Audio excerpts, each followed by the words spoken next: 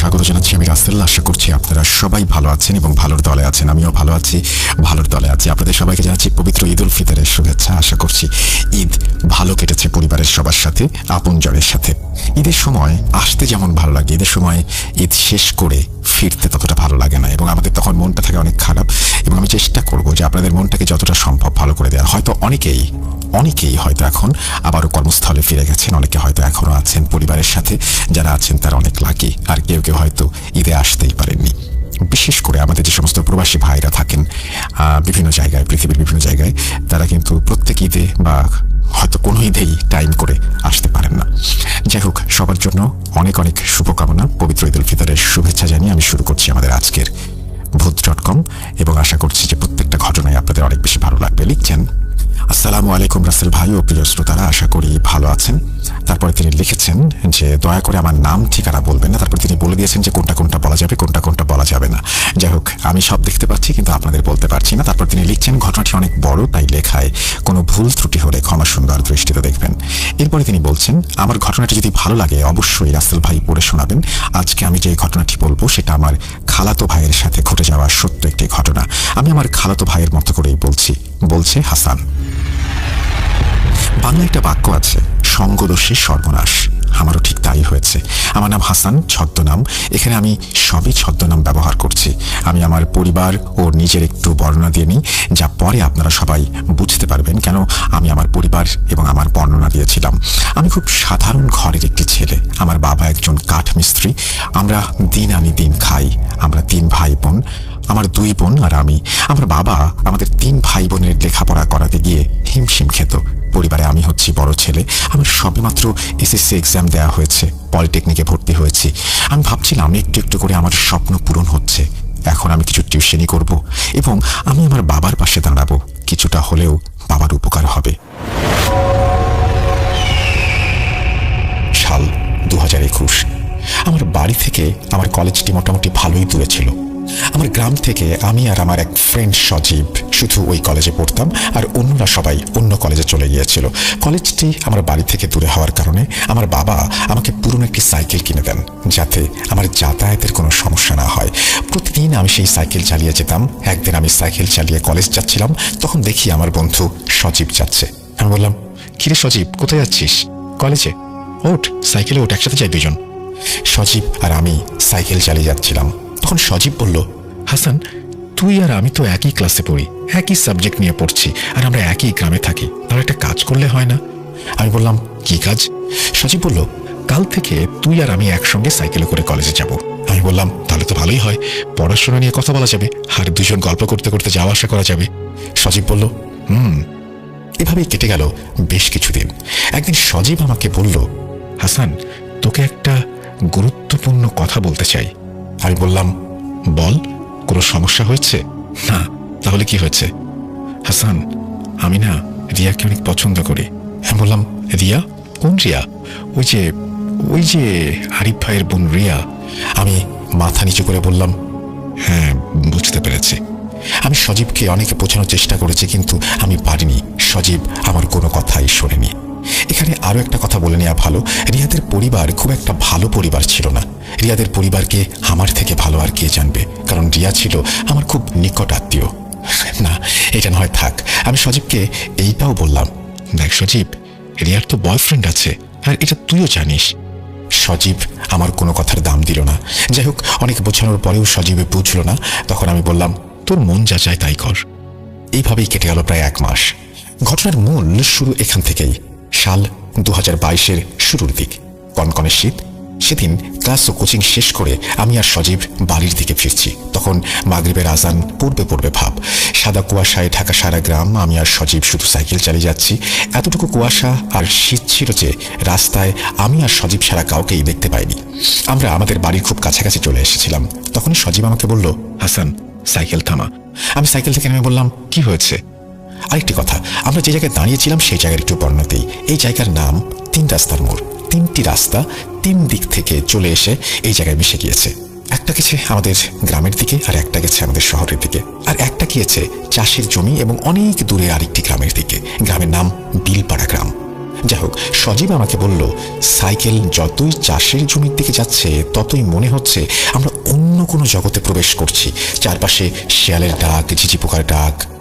যাই হোক, সজীব আমাকে বলল, সাইকেলটা তুই আমাকে দে, তুই পেছনে বস আজ। আমি কিছু না বলে পেছনে বসলাম। সাইকেল নিয়ে সজীব আমাকে নিয়ে ছুটে চলল সেই চাষের জমির দিকে। আঁকা বাঁকা মাটির রাস্তা দিয়ে সাইকেল যতই চাষের জমির দিকে যাচ্ছে ততই মনে হচ্ছে আমরা অন্য কোনো একটা জগতে প্রবেশ করছি। চারপাশে শিয়ালের ডাক, ঝিঝি পোকার ডাক, আর কনকনে শীতের মধ্যে যেন অন্য একটি জগতের দিকে এগিয়ে যাচ্ছিলাম আমরা। আমি বুঝতে পারছিলাম না সজীব আমাকে কোথায় নিয়ে যাচ্ছে। অনেকক্ষণ সাইকেল চালানোর পর আমরা একটি গ্রামে প্রবেশ করলাম। আমি সজীবকে জিজ্ঞেস করলাম, কিরে কোথায় আসলাম? সজীব আমাকে বলল, বিলপাড়া গ্রামে এসেছি। বিলপাড়া গ্রামে তোর কি কাজ? দেখতেই পাবি। সজীব সাইকেল নিয়ে একটা বাড়ির সামনে গিয়ে দাঁড়ালো। সজীব আমাকে বলল, সাইকেল থেকে নাম, আমরা ওই বাড়িতে যাব। আমরা সাইকেল রেখে বাড়ির ভেতরে প্রবেশ করি। বাড়ির ভেতরটি দেখে আমার গা শিউরে উঠল। একে তো কুয়াশায় ঢাকা পুরো গ্রাম, তার মধ্যে কনকনে শীত, আর তার মাঝখান দিয়ে এক টুকরো চাঁদের আলো এসে পড়েছে জমিতে, যা এক ধরনের ভয়ঙ্কর পরিবেশ তৈরি করেছে। বাড়ির ভেতরটি ছিল এইরকম যে বাড়ির উঠোনে বিশাল একটা তেঁতুল গাছ আর 3টি ছোট বড় ঘর। চাঁদের আলো আর মোবাইলের আলোতে আমি যা দেখতে পাই তা হলো, তেঁতুল গাছটি দেখে আমি কিছুটা ভয় পেয়ে যাই, কারণ এই গাছটি আর 4টি গাছের মতো স্বাভাবিক নয়। তেঁতুল গাছটির গোড়ায় অনেক রকমের খাবার, গাছটিকে সাদা, কালো, লাল ইত্যাদি সুতা দিয়ে পেঁচিয়ে রাখা হয়েছে। অবাক করা বিষয় হলো, গাছটি দেখে আমার মনে হলো গাছটিকে প্রতিদিন পুজো করা হয়। যাই হোক, আমি আর সজীব বাড়ির ভেতরে প্রবেশ করে দেখি একটি ঘরে আলো জ্বলছে। আমি আর সজীব সেই ঘরের সামনে যাই এবং তখনই সজীব বলে ওঠে, কাদের কাকা আছেন ঘরে? তখনই একজন বৃদ্ধ মহিলা এসে বলে, কে তোমরা, কেন এসেছ? আমার বন্ধু সজীব বলল, কাকি, কাকাকে গিয়ে বলেন সজীব নামে একজন এসেছে, আমি কাকার সাথে মোবাইলে কথা বলে এসেছি। তখন বৃদ্ধ মহিলাটি বলল, তোমরা একটু অপেক্ষা করো। 2 মিনিট পর বৃদ্ধ মহিলাটি 2 গ্লাস পানি নিয়ে আসলো আমাদের কাছে আর বলল, নাও, এই 2 গ্লাস পানি খেয়ে নাও। আর একটা কথা, পানি খাবার সময় বিসমিল্লাহ বলা লাগবে না, আর বাম হাতে নিয়ে খেও। এই কথাটি শুনে আমার কিছুটা রাগ হলো। আমি পুরোপুরি ইমানদার নই, তাই বলে কিছু খাবার আগে বিসমিল্লাহ বলবো না এবং বাঁ হাত দিয়ে খাবো, এটা হয় নাকি? আমি সেই বৃদ্ধ মহিলার কথা না শুনে নিচে বসে বিসমিল্লাহ বলে ডান হাত দিয়ে পানিটি পান করি। আমার বন্ধু সজীব কিন্তু তা করেনি। আমি আমার গ্লাসটি যখন বৃদ্ধ মহিলাকে দিচ্ছিলাম, দেখি সেই মহিলাটি আমার দিকে তার চোখ বড় বড় করে তাকিয়ে আছে। বৃদ্ধ মহিলাটি আমাদের দুজনের দিকে লক্ষ্য করে বলল, তোমরা বাইরে দাও, আমি আসছি। এবার তিনি একটি বালতিতে করে পানি নিয়ে এসে আমাদের দুজনকে বললেন, এই পানি দিয়ে পা ধুয়ে বাম পা দিয়ে ঘরে প্রবেশ করো। এবারও আমি তার কথার কোনো দাম না দিয়ে পা ধুয়ে ডান পা দিয়ে ঘরে প্রবেশ করি। আমি কিছুটা অবাক হয়ে যাই, কারণ ঘরটিতে তেমন কোনো আসবাবপত্র ছিল না, শুধু একটি খাট ছাড়া। আরেকটা অবাক করা বিষয় হলো, পুরো ঘরটি লাল কাপড় দিয়ে মোড়ানো। যাই হোক, খাটের ওপর বসেছিলেন একজন বৃদ্ধ। আমি সেই বৃদ্ধ পুরুষটিকে দেখে সালাম দেই। জানি না আপনি বিশ্বাস করবেন কিনা, আমি সালাম দেওয়ার পর কেমন যেন একটা উত্তর দিল সেই বৃদ্ধ, যেটা আমি কখনোই শুনিনি। আমার কাছে খুব অদ্ভুত মনে হলো। যাই হোক, একটু পর সেই বৃদ্ধা মহিলাটি চেয়ার এনে আমাদেরকে বলল বসার জন্য। আমরা বসি। তখন সেই বৃদ্ধ পুরুষটি সজীবকে বলল, যা বলেছিলাম তা এনেছিস? সজীব তার পকেট থেকে একটি চিরকুট বের করে দিল বৃদ্ধকে। বৃদ্ধ কিছুক্ষণ সেই চিরকুটটি দেখল। তারপর বৃদ্ধটি বিছানা থেকে নেমে ঘরের এক কোণায় লাল কাপড় মোড়ানো একটা মাটির কলস থেকে 1 বোতল পানি নিয়ে আসলেন, আর চিরকুটটি দেখে কি যেন বিড়বিড় করে পানিতে ফু দিতে লাগলেন। কিছুক্ষণ পর বৃদ্ধটি সজীবকে লক্ষ্য করে বলল, আমার হাদিয়া এনেছিস? সজীব বলল, হ্যাঁ এনেছি। সজীব 1000 টাকার একটা নোট বাড়িয়ে দিল সেই বৃদ্ধের দিকে। বৃদ্ধটি টাকাটি নিয়ে সেই পানির বোতলটি সজীবকে দিল।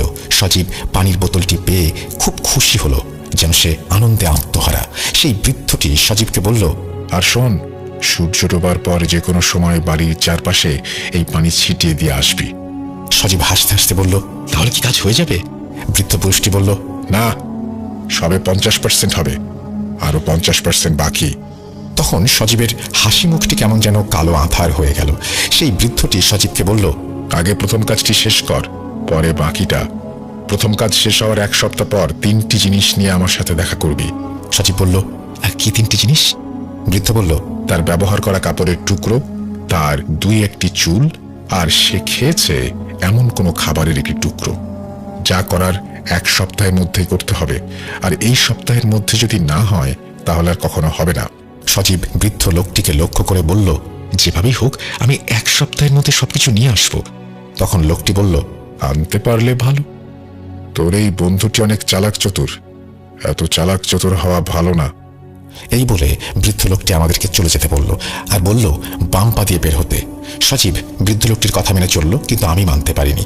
আমি আর সজীব সাইকেল নিয়ে চললাম বাড়ির দিকে। আমার মনে তখন হাজারো প্রশ্ন উকি দিচ্ছে। কৌতূহল বশত আমি সজীবকে কিছু প্রশ্ন করলাম। কে সজীব, এই বৃদ্ধ কি কোনো কবিরাজ বা ওঝা? আর সবকিছুতেই বাম হাত বাম পা এসব ব্যবহার করার কথা বলছে কেন? এ কেমন মানুষ রে ভাই? আর এই বৃদ্ধের সাথে তোর কি কাজ? সজীব একটু হাসি দিয়ে আমাকে বলল, বন্ধু একটু থাম, আমি জানি তোর মনে অনেক প্রশ্ন, আমি তোকে সব বলবো। আমার বেস্ট ফ্রেন্ড বলে কথা। শোন, আমার পরিবারের বিপদ, তাই বাবা আমাকে এখানে পাঠিয়েছেন। এই কথা তুই কাউকে বলবি না, কি তোর বাবাকে কি তোর মাকেও না। আচ্ছা ঠিক আছে, কিন্তু বৃদ্ধ লোকটি যে তোর কাছে চুল কাপড় খাবারের টুকরো চাইলো, এগুলো কি জন্য? সজীব তোতলাতে তোতলাতে বলল, এইগুলো এমনি, আমি এত কিছু জানি না। আমি আর সজীবকে আর কিছু বলিনি। তখনও আমার মনে অনেক প্রশ্ন উকি দিচ্ছিল। যাই হোক, আমাদের বাড়ির সামনে আমরা চলে এসেছি। সজীব আমাকে সাইকেল দিয়ে আমাকে বলল, বন্ধু কাউকে কিছু বলিস না। আমি বললাম, আরে সমস্যা নেই, আমি কাউকে কিছু বলবো না। সেই বলে সজীব তার বাড়ির দিকে চলে গেল আর আমি আমার বাড়ির দিকে চলে আসলাম। এভাবেই কেটে গেল প্রায় 6 থেকে 7 দিন। সেদিন ছিল শনিবার। আমি আর সজীব ক্লাসের কোচিং শেষ করে বাড়ি ফিরছিলাম। সজীব বলল, হাসান আজকে একটু বিলপাড়া যাওয়া লাগবে। আমি বললাম, আমি যাব না। সজীব নাছোড়বান্দা, আমাকে না নিয়ে এসে যাবে না, অনেক কাকুতি মিনতি করলো। তারপর আমি রাজি হই সেখানে যাবার জন্য, কিন্তু আমি সজীবকে একটা শর্ত দিই যে আমি বাড়ির ভেতরে প্রবেশ করব না। সজীব বলল, আচ্ছা ঠিক আছে। সজীব আর আমি সাইকেল নিয়ে ছুটলাম সেই বিলপাড়া গ্রামের উদ্দেশ্যে। চারপাশে শুধু চাষের জমি আর চাষের জমি। চাষের জমির মাঝখান দিয়ে ছোট্ট একটা রাস্তা, সেই রাস্তা দিয়ে ছুটে চলেছে আমাদের সাইকেলটি। অনেকক্ষণ সাইকেল চালানোর পর আমরা গিয়ে পৌঁছালাম বিলপাড়া গ্রামের ওই বাড়িতে। বাড়ির সামনে আসার পর আমি সজীবকে বললাম, তুই বাড়ির ভেতরে যা, আমি তোর জন্য বাইরে অপেক্ষা করছি। সজীব বলল, আচ্ছা ঠিক আছে বলে বাড়ির ভেতরে প্রবেশ করলো। সজীব বাড়ির ভেতরে প্রবেশ করার পর আমি ভালো করে চারদিকটা দেখছিলাম। শ্রোতারা বিশ্বাস করবেন কিনা জানি না, এই আধুনিক যুগেও এই বাড়িটিতে কোনো আধুনিকতার বিন্দু মাত্র ছোঁয়া নেই, যেমন বিদ্যুৎ, টেলিভিশন ইত্যাদি। আরো অবাক করা বিষয় হলো, ছোট বড় ঘর আছে 3টি, তবে আমার চোখে মানুষ পড়েছে মাত্র 2 জন। বৃদ্ধ ও বৃদ্ধা ছাড়া আমি কাউকে এখানে থাকতে দেখিনি। আর এই বাড়ির আশেপাশে কোনো বাড়িও ছিল না। এই বাড়িটি গ্রামের সর্বশেষ বাড়ি, তারপর শুধু বিল আর বিল। আমি বিলের দিকে তাকিয়ে শুধু ভাবছিলাম, কি করে এখানে 2 জন মানুষ, তাও আবার বৃদ্ধ বৃদ্ধা, থাকতে পারেন। আমার মনে মনে অনেক খারাপ লাগছিল। তখনই হঠাৎ করে আমার কাঁধে কেউ যেন হাত রাখলো। আমি কিছুটা চমকে যাই, পেছনে তাকিয়ে দেখি আমার বন্ধু সজীব। সজীব আমাকে বলল, চল, তোকে ভেতরে ডাকছে। আমি বললাম, আমি ভেতরে যাব না, তোকে আগেই বলেছি, আর ওদের নিয়ম কানুন আমার ভালো লাগে না। তখন সজীব আমাকে বলল, বন্ধু আমরা তো এখানে আসবো না, আজকেই শেষ। তুই আমার বেস্ট ফ্রেন্ড, আমার আর আমার পরিবারের জন্য আরেকটু কষ্ট কর। আমি আর না করতে পারলাম না। আমি সজীবের সাথে বাড়ির ভেতরে প্রবেশ করি। প্রথম দিন আমি আর সজীব যেই ঘরে গিয়েছিলাম, আজকে আর আমাদেরকে সেই ঘরে নেয়নি। বৃদ্ধ মহিলাটি সজীবকে আর আমাকে বলল, আমার সাথে চল। মহিলাটি আমাদেরকে নিয়ে তেঁতুল গাছের গোড়ায় বড় একটি ঘরে নিয়ে যায়। যেই না আমি আর সজীব ঘরের ভেতরে প্রবেশ করেছি, তখনই বৃদ্ধ মহিলাটি একটু রাগান্বিত হয়ে আমাকে বলল, দাঁড়া, এত তারা কিসের? তোদের আগে পানি পান করাই, তারপর পা ধুয়ে ঘরে প্রবেশ করবি। এবার আমি একটু রাগান্বিত হয়ে বললাম, আমি বিসমিল্লাহ না বলে কিছু খেতে পারবো না, আর বাম পা বা বাম হাতও ব্যবহার করতে পারবো না। তখন আমার বন্ধু সজীব আমাকে শান্ত হওয়ার জন্য বলল। যাই হোক, আমরা ঘরে প্রবেশ করি। ঘরে প্রবেশ করে দেখি পুরো ঘর আগরবাতির ঘ্রাণে মোমো করছে, আর ঘরের চারপাশে হরেক রকমের মোমবাতি জ্বলছে। আর ঘরের এক পাশে একটি আসন করে চোখ বন্ধ করে বসে আছেন সেই বৃদ্ধ লোকটি। আমাদের অস্তিত্ব বুঝতে পেরে সজীবকে উদ্দেশ্য করে বলল, কিরে, তোকে যা আনতে বলেছিলাম এনেছিস? উত্তরে সজীব বলল, হ্যাঁ আনতে পেরেছি। তখন বৃদ্ধ লোকটি বলল, কই দে দে দেখি কি এনেছিস। সজীব বৃদ্ধ লোকটির দিকে লাল একটি কাপড়ের ব্যাগ এগিয়ে দেয়। তারপর বৃদ্ধ লোকটি ব্যাগ থেকে এক এক করে 3টি জিনিস বের করে, কিছু চুল, একটি ছোট কাপড়ের টুকরো, অর্ধেক খাওয়া একটি চিকেন ফ্রাই। আর এই 3টি জিনিস দেখে বৃদ্ধ লোকটি একটা চিৎকার দিয়ে উঠল, আরে এই 3টি জিনিসকে একটি মাটির পাত্রে রাখতে বলেছে কে? শোন, আমি একটা কাজ শেষ করে আসছি, আর একটা কথা, ঘরের বাইরে যাই হয়ে যাক না কেন, তোরা কেউ ঘর থেকে বের হবি না। এই বলে বৃদ্ধ মহিলাটি ও বৃদ্ধ পুরুষটি সজীবের দেয়া জিনিসগুলো নিয়ে বাইরে চলে যায় আর ঘরের দরজাটি ভালো করে বন্ধ করে দিয়ে যায়। ও আরেকটি কথা বলতে ভুলে গিয়েছিলাম। বৃদ্ধ লোকটি সজীবকে বলেছে, আমি তোকে পানি পড়া দেওয়ার একদিন পর তুই পানি ছিটিয়ে দিচ্ছিলি, তাই না? সজীব বলল, হ্যাঁ। তখন বৃদ্ধ লোকটি চিৎকার করে বলল, আমার প্রভু ওজিরের কাছে আর কোনো কিছুই অসম্ভব না। ওজিরের দয়ায় তোর একটি কাজ হয়েছে, আশা করছি এটাও হয়ে যাবে। যাই হোক, তারা 2 জন চলে যাওয়ার পর আমি সজীবকে জিজ্ঞাসা করলাম, কিরে সজীব, কি হচ্ছে এসব? আর কি সব কুফরি কথাবার্তা বলছে? সজীব আমার কথার কোনো উত্তর দিল না। আর তখনই হঠাৎ বাইরে তুমুল ঝড় বৃষ্টি শুরু হলো। আমি আর সজীব কিছুটা ভয় পেয়ে যাই। আমি সজীবকে বলতে লাগলাম, কিরে, এই শীতের দিনে আবার ঝড় শুরু হলো কিসের? তখন আমি দেখি সজীব ভয় পেয়ে ভীতুর মতো একটি চেয়ারে বসে আছে। আমি বাইরে কি হচ্ছে দেখার চেষ্টা করি, কিন্তু কিচ্ছু দেখতে পাইনি। বাইরে এতটাই ঝড় হচ্ছিল যে মনে হচ্ছে এক নিমিষেই সব শেষ করে দেবে। তখনই বাতাসের তীব্র গতিতে দরজাটি খুলে যায়, আর তারপর দেখি ঘরের বাইরে তেঁতুল গাছটি যেন এখনই ভেঙে পড়বে। আর সেই তেঁতুল গাছটির গোড়ায় বসে বৃদ্ধ পুরুষ ও মহিলাটি কোনো একটি অবয়বকে পুজো করছে, আর তাদের পুজোকে লক্ষ্য করে বেশ কিছু কালো অবয়ব তাদের চারপাশে ঘোরাঘুরি করছে। এই দেখে আমি ভয়ে সজীবের কাছে যাই আর রাগান্বিত হয়ে বলি, তুই এই কোথায় নিয়ে আসলি আমাকে?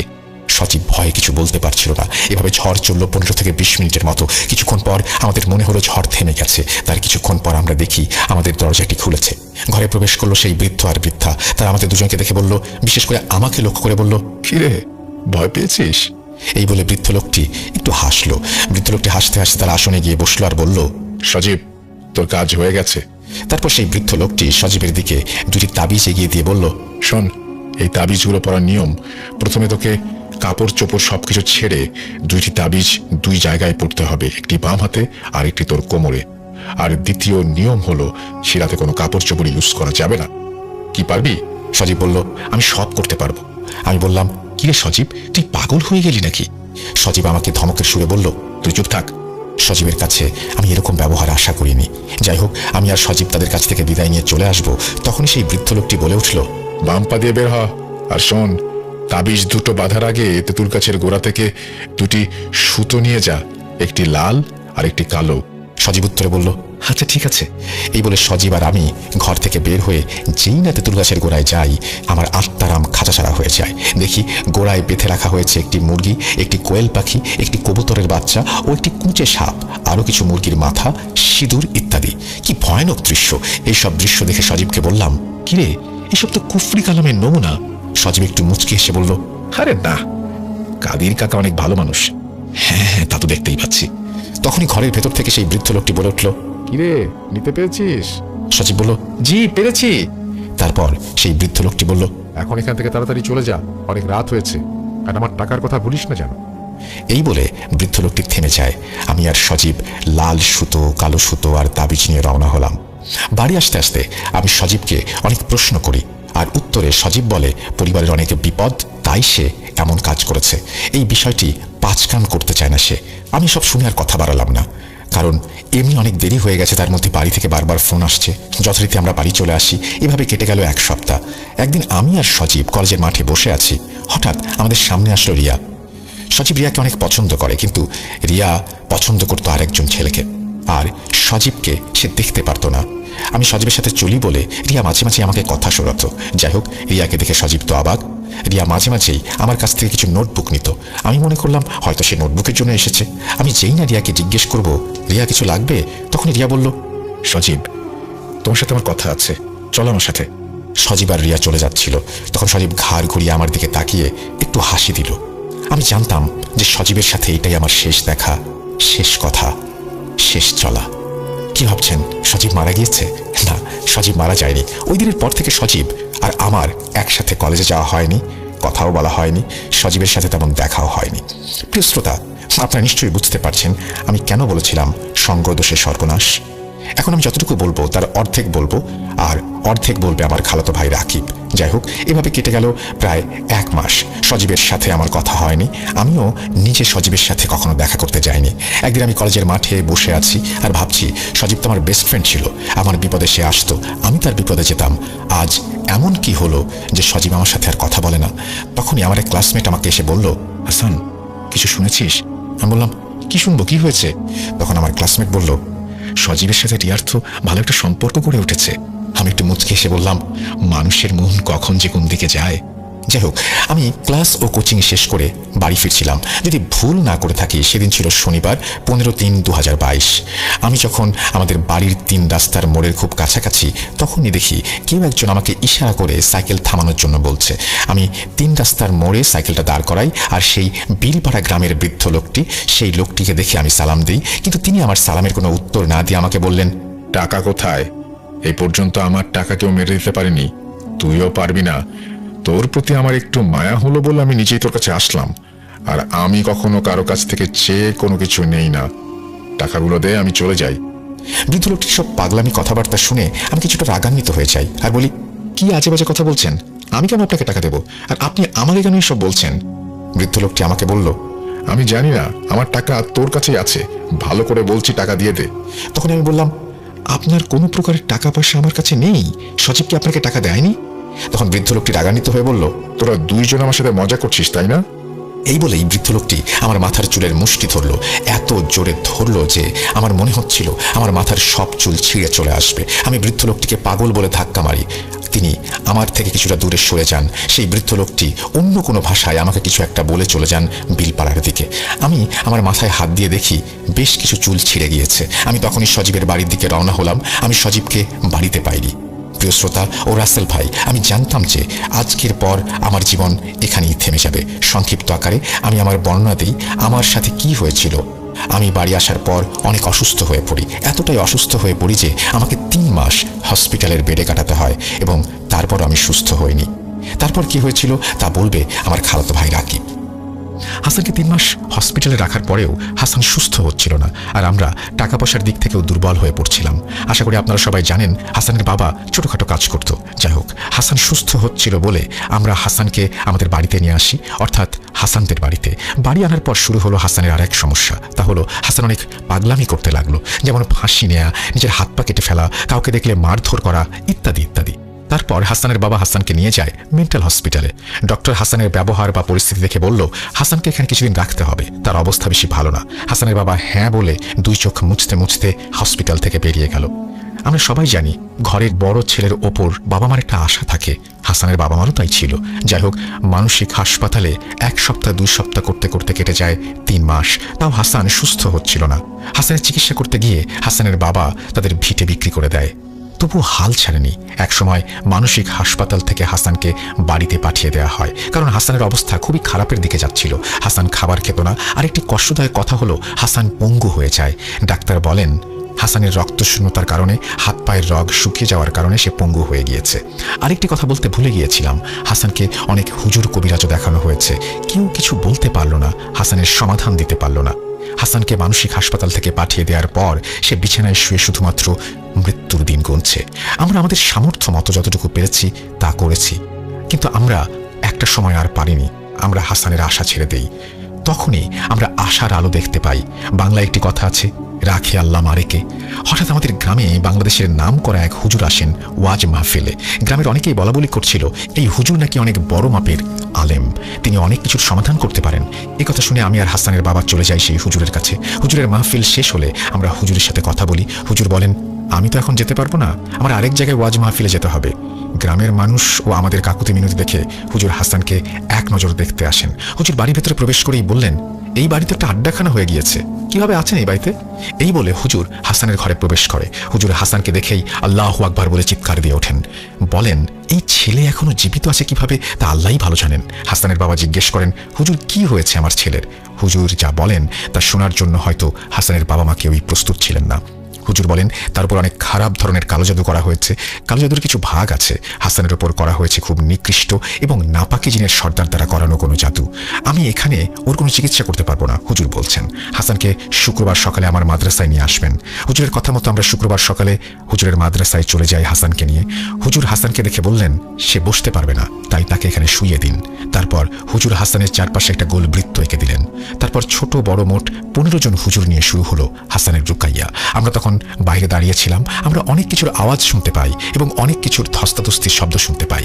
যাই হোক, রুকাইয়া চলে প্রায় 1 ঘন্টা। কিছুক্ষণ পর হুজুর ঘর থেকে বেরিয়ে আসেন আর আমাদেরকে যা বলেন তা শোনার জন্য আমরা মোটেও প্রস্তুত ছিলাম না।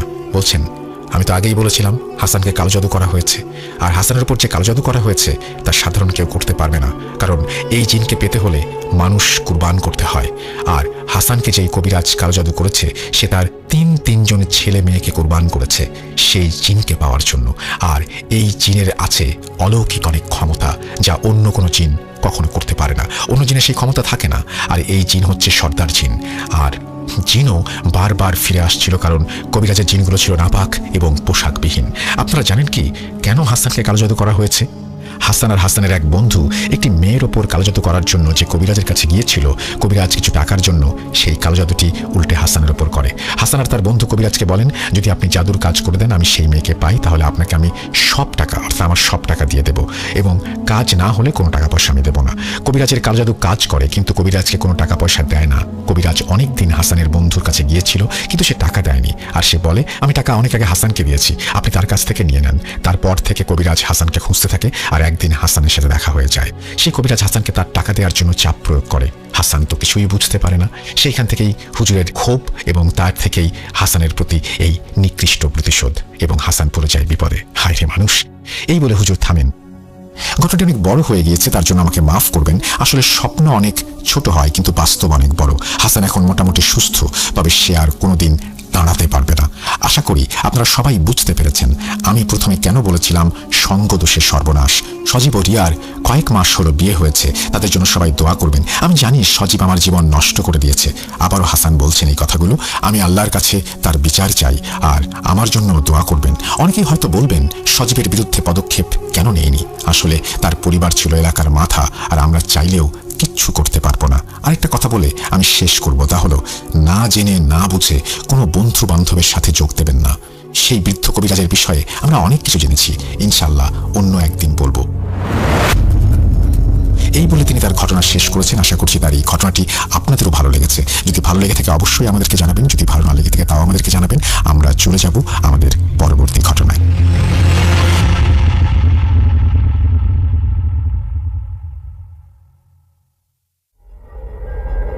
Spirit, be here with me.